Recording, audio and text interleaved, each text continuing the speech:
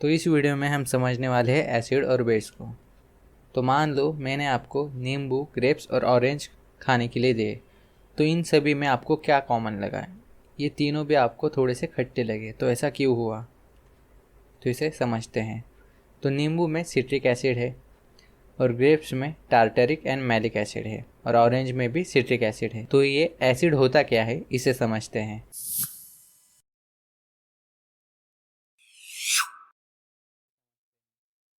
तो एसिड की डेफिनेशन है, acid is the substance which dissolve in water gives rise to H+ ions. तो ऐसा सब्सटेंस, ऐसा केमिकल जिसे हम पानी में डालेंगे तो पानी में H+ आयंस की संख्या बढ़ जाएगी, इसे हम एसिड कहेंगे। तो हमारे पास यहाँ पे ड्रॉपर में HCl है, जिसे हम एसिड कहते हैं, हाइड्रोक्लोरिक एसिड, जिसे हम पानी में डालने वाले हैं। पानी में डालने के बाद क्या होता है, इसे देखते हैं। तो यहाँ पे पानी में H+ आयंस की कॉन्सेंट्रेशन बढ़ गई। तो ये होता क्या है प्रोसेस, इसे समझते हैं। तो ये वाटर मॉलिक्यूल है, तो बीच में जो दिख रहा है वो ऑक्सीजन है, और ये दोनों हाइड्रोजन हैं। तो हाइड्रोजन की साइड पार्शियल पॉजिटिव रहती है और ऑक्सीजन की साइड पार्शियल नेगेटिव रहती है। तो जब हम वाटर में HCl डालते हैं तो होता क्या है, पार्शियल पॉजिटिव चार्ज के वाटर पार्टिकल्स यानी हाइड्रोजन की साइड Cl- की तरफ अट्रैक्ट कर जाती हैं, और वाटर मॉलिक्यूल ऑक्सीजन की साइड से H+ आयन की तरफ अट्रैक्ट करते हैं। तो इसके कारण ये दोनों आयंस अलग अलग हो जाते हैं, H+ और Cl- अलग अलग हो जाते हैं। इसके कारण H+ आयंस की कॉन्सेंट्रेशन वाटर में बढ़ जाती है। तो अब एसिड की कुछ एग्जाम्पल देखते हैं। Sulphuric acid, nitric acid HNO3 और HCl हाइड्रोक्लोरिक एसिड।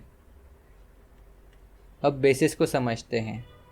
तो जिस तरह से एसिड डालने से H+ आयंस बढ़ते थे वाटर में, उसी तरह से बेसिस डालने से OH- आयंस की कॉन्सेंट्रेशन वाटर में बढ़ती हैं। तो यहाँ पे हमने NaOH को वाटर में डाला, सोडियम हाइड्रोक्साइड को, तो उसके कारण OH- आयंस पानी में बढ़ गए। तो यहाँ पे मैंने सिर्फ कलर रिप्रेजेंट करने के लिए दिखाया है। तो यहाँ पे आपको कुछ ऐसा कलर नहीं दिखाई देगा जब आप NaOH पानी में डालोगे। तो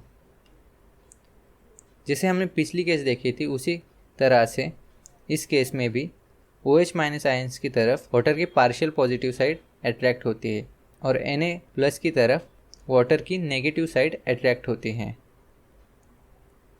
तो इसके एग्जाम्पल है पोटेशियम हाइड्रोक्साइड, सोडियम हाइड्रोक्साइड और कैल्शियम हाइड्रोक्साइड। तो अब समझते हैं strong and weak acid and bases को। तो हमारे पास यहाँ पे कुछ 100 पार्टिकल्स हमने लिए हुए हैं।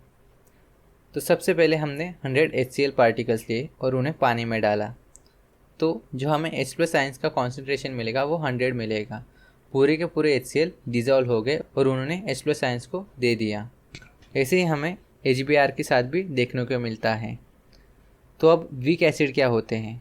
तो अगर हमने 100 H2CO3 डाले तो हमें 100 H+ आयंस नहीं मिलेंगे। तो अगर हमने 100 H2CO3 डाले तो हमें शायद से 40 या 50 ही H+ आयंस मिलेंगे, तो हम इन्हें वीक एसिड्स कहेंगे। तो वैसे ही स्ट्रॉन्ग बेसिस में NaOH और KOH आते हैं, पोटेशियम हाइड्रोक्साइड और सोडियम हाइड्रोक्साइड। तो अगर हम 100 NaOH पानी में डालें तो हमें 100 OH- आयंस पानी में मिलेंगे। अगर हम 100 KOH पानी में डालें तो हमें 100 OH- आयंस पानी में मिलेंगे। और वीक बेसिस का एग्जाम्पल हमने यहाँ पे दिखाया है HN4OH। तो अब इंडिकेटर्स को समझते हैं। तो अगर मैंने आपको 2 सॉल्यूशंस दिए, आपको नहीं पता कि इसमें से कौन सा एसिडिक है और कौन सा बेसिक है, तो आप क्या करोगे, लिटमस पेपर लोगे। तो ये जो आपको सामने दिख रहा है, इसे हम कहते हैं लिटमस पेपर। तो अगर आप नीले लिटमस पेपर के ऊपर एसिडिक कॉन्सेंट्रेशन डालोगे तो वो नीला लिटमस पेपर रेड में कन्वर्ट हो जाएगा। अगर आप रेड लिटमस पेपर लो और उसके ऊपर बेस डालो तो वो नीला हो जाता है। अगर कोई न्यूट्रल सॉल्यूशन आप लो और उन्हें लिटमस पेपर के ऊपर डालो तो उनका कलर चेंज नहीं होता। दूसरा इंडिकेटर है यूनिवर्सल इंडिकेटर। तो इसमें हम कॉन्सेंट्रेशन को भी पता कर सकते हैं कि सॉल्यूशन कितना एसिडिक है और कितना बेसिक है। दोस्तों, ये था छोटा सा वीडियो एसिड और बेस के ऊपर। अगर आपको वीडियो पसंद आता है तो वीडियो को लाइक कीजिए, चैनल को सब्सक्राइब कीजिए।